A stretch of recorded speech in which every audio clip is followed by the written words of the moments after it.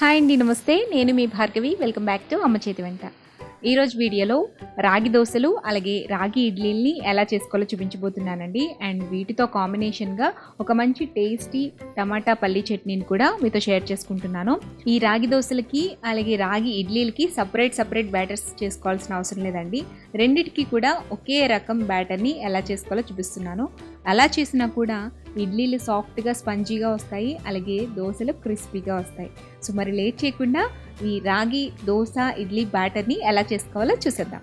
First దీనికోసం ఒక పెద్ద గిన్నె తీసుకుని అందులోకి 1 కప్పు దాకా మినపగుళ్ళు వేసుకోండి. 1 కప్పు మినపగుళ్ళకి 1.5 కప్పు దాకా శుభ్రం చేసుకున్న రాగుల్ని వేసుకోవాలి. అలాగే ఇందులోనే 1 కప్పు దాకా ఇడ్లీ రైస్ వేసుకోవాలండి. ఇడ్లీ రైస్ బయట మనకి సూపర్ మార్కెట్స్లో దొరుకుతుంది. ఇడ్లీ రైస్ కనుక లేకపోతే మీరు బ్రౌన్ రైస్ని కూడా దీనికి ఆల్టర్నేట్గా వాడుకోవచ్చండి.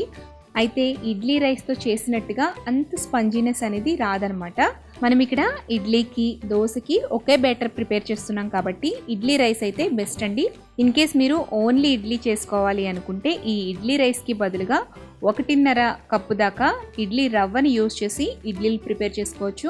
అలాగే దోశ కోసం అయితే ఇడ్లీ రైస్కి బదులుగా 1 కప్పు నార్మల్ రైస్ని కూడా వాడుకోవచ్చు. ఇప్పుడు ఇందులోకి 1 టీ స్పూన్ దాకా మెంతులు కూడా వేసేసేయండి.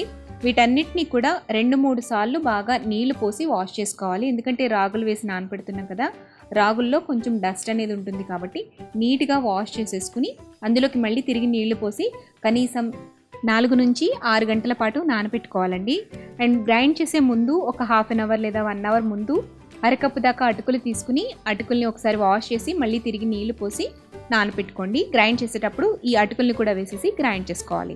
ఈలోపు మనం ఒక చట్నీని తయారు చేసుకుందామండి. చట్నీ కోసం స్టవ్ మీద ప్యాన్ పెట్టుకుని అందులోకి 1/2 టేబుల్ స్పూన్ దాకా ఆయిల్ వేసుకోండి. ఆయిల్ హీట్ అయిన తర్వాత 1/2 కప్పు దాకా వేరుశెనగ గుళ్ళు వేసి దోరగా ఫ్రై చేసుకోండి. వేరుశెనగ గుళ్ళు చక్కగా వేగిపోయిన తర్వాత ఇందులోకి 6 లేదా 8 పచ్చిమిర్చిని ముక్కలుగా కట్ చేసుకుని వేసుకోండి. అలాగే ఒక పెద్ద టమాటాని ఈ సైజులో ముక్కలుగా కట్ చేసుకుని యాడ్ చేసుకోండి. ఇందులోని ఒక రెమ్మ కరివేపాకుని కూడా వేసేసి 1 టీ స్పూన్ దాకా జీలకర్రని కూడా వేయండి. ఇప్పుడు ఒకసారి అంతా కూడా బాగా మిక్స్ చేసుకుని మూత పెట్టి టమాటాలు కొంచెం సాఫ్ట్గా మగ్గేంత వరకు కూడా మగ్గించుకోవాలి. ఇలా టమాటాలు కొంచెం సాఫ్ట్గా మగ్గిపోయిన తర్వాత చిన్న ముక్క చింతపండుని కూడా వేసేసి ఒకసారి అంతా కూడా మిక్స్ చేసేసుకోండి. తర్వాత స్టవ్ ఆఫ్ చేసేసుకుని వీటన్నిటిని కూడా పూర్తిగా చల్లారిపోనివ్వాలి. ఇలా కంప్లీట్గా చల్లారిన తర్వాత ఒక మిక్సీ జార్లోకి ట్రాన్స్ఫర్ చేసేసుకోండి. ఇవన్నీ కూడా మిక్సీ జార్లోకి వేసుకున్న తర్వాత ఇందులోకి 1/2 కప్పు దాకా పుట్నాల పప్పు, అలాగే 3 లేదా 4 వెల్లుల్లి రెబ్బలు, రుచికి సరిపడా ఉప్పు, కన్సిస్టెన్సీకి తగ్గట్టుగా వాటర్ని కూడా యాడ్ చేసేసుకుని ఫైన్గా గ్రైండ్ చేసేసుకోండి. ఇక్కడ చట్నీ కన్సిస్టెన్సీ అనేది మన ఇష్టం అండి. కొంచెం పలుచగా చేసుకుంటేనే చట్నీ టేస్ట్ అనేది బాగుంటుంది. సో చట్నీని గ్రైండ్ చేసేసుకుని బౌల్లోకి తీసుకున్న తర్వాత కొద్దిగా తాలింపు వేసుకుని చట్నీని సర్వ్ చేసేసుకోవడమే.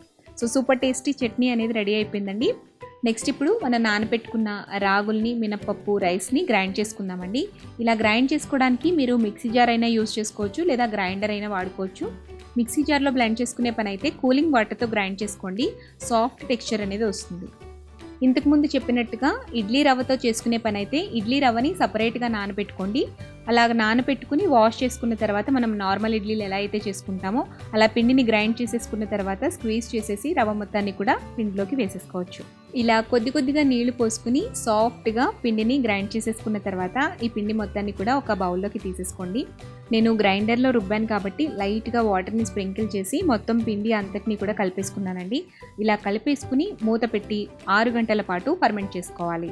లేదంటే ఓవర్ నైట్ అయినా మీరు ఫర్మెంట్ చేసుకోవచ్చు. ఇలా నైట్ అంతా ఉంచేస్తే మార్నింగ్కి చక్కగా పిండి అనేది పులిసి పైకి పొంగుతుందనమాట. ఇప్పుడు పిండి మొత్తాన్ని కూడా ఒకసారి కలిపేసుకుని మనకి ఎంతైతే అవసరమో అంత పిండిని ఒక బౌల్లోకి తీసుకుని పెట్టుకోండి. ఇడ్లీ కన్సిస్టెన్సీ అయితే కొంచెం గట్టిగా ఉండేటట్టుగా చూసుకోండి. వాటర్ అలాగే సాల్ట్ని కూడా యాడ్ చేసుకుని అడ్జస్ట్ చేసుకోండి. ఇలా పిండిని కలిపేసుకున్న తర్వాత మనం నార్మల్ ఇడ్లీలు ఎలా అయితే వేసుకుంటామో అదే మాదిరిగా ఇడ్లీ ప్లేట్లకి కొద్దిగా ఆయిల్ని కానీ లేదంటే నెయ్యిని కానీ గ్రీస్ చేసేసుకుని ఈ ఇడ్లీ పిండిని ప్లేట్లలోకి పెట్టేసుకుని మీడియం ఫ్లేమ్లో 10 నుంచి 15 నిమిషాల పాటు స్టీమ్ చేసేసుకుని ఇడ్లీని కుక్ చేసేసుకోవడమే. సో సాఫ్ట్గా ఉండే స్పంజీ ఇడ్లీలు, రాగి ఇడ్లీలు రెడీ అయిపోతాయి. సో హెల్దీ ఇడ్లీలు చాలా ఈజీగా చేసుకోవచ్చు కదండి. అండ్ ఇదే బ్యాటర్ని కొంచెం వాటర్ని యాడ్ చేసుకుని కన్సిస్టెన్సీ అనేది కొంచెం పలుచగా చేసుకుని దోశల కింద కూడా వేసుకోవచ్చు. అది కూడా నేను ఇప్పుడు మీకు చూపిస్తున్నాను. ప్యాన్ బాగా హీట్ అయిన తర్వాత దాని పైన ఆయిల్ ఏం అప్లై చేయకుండా ఫస్ట్ బ్యాటర్ వేసేసి స్ప్రెడ్ చేసేసేయండి. తర్వాత ఆయిల్ని వేసి దోశని కాల్చుకోండి. క్రిస్పీగా దోశ వస్తుంది. సో అంతేనండి, రాగి idli and dosa batter ready అయిపోయింది కదా. సో ఒక్క బ్యాటర్ చేసి పెట్టేసుకుంటే దీంతోనే ఇడ్లీలు చేసేసుకోవచ్చు, చక్కగా దోశలు చేసేసుకోవచ్చు. అలాగే మనం కావాలి అనుకుంటే ఊతప్పం ఇంకా పునుగులు కూడా చేసేసుకోవచ్చు అండి. ఇదే పిండిలో కొంచెం ఉల్లిపాయలు, పచ్చిమిర్చి, కరివేపాకు, జీలకర్ర, క్యారెట్ తురుము ఇవన్నీ వేసేసుకుని చక్కగా ఊతప్పం కానీ లేదా పునుగులు కానీ వేసుకుని తినేసేయచ్చు. అండ్ ఈరోజు చూపించిన ఈ చట్నీ కూడా చాలా టేస్టీగా ఉంటుందండి. తప్పకుండా ట్రై చేయండి. ఏ బ్రేక్ఫాస్ట్లోకైనా కూడా సూపర్ టేస్టీగా ఉంటుంది. సో హెల్తీగా రాగి ఇడ్లీ దోశ బ్యాటర్ చాలా ఈజీగా చేసుకోవచ్చు కదా. ఈ కొలతలతో చేసుకోండి, పర్ఫెక్ట్గా దోశలు, పర్ఫెక్ట్గా ఇడ్లీలు కూడా వస్తాయి. సో మరి ఈ రాగి ఇడ్లీ దోశ బ్యాటర్ని మీరు కూడా ఇంట్లో తప్పకుండా ట్రై చేయండి. అండ్ ట్రై చేశాక మీకు ఎలా కుదిరాయో నాతో షేర్ చేసుకోవడం మర్చిపోవద్దు. ఈ వీడియో కనుక నచ్చినట్లయితే లైక్ చేయండి, మీ ఫ్రెండ్స్కి, రిలేటివ్స్కి ఫార్వర్డ్ చేయండి. మరిన్ని టేస్టీ, సింపుల్, క్విక్ రెసిపీస్ కోసం అమ్మ చేతి వంట ఛానల్ని సబ్స్క్రైబ్ చేసుకోండి. సో హెల్తీగా రాగి ఇడ్లీ దోశ బ్యాటర్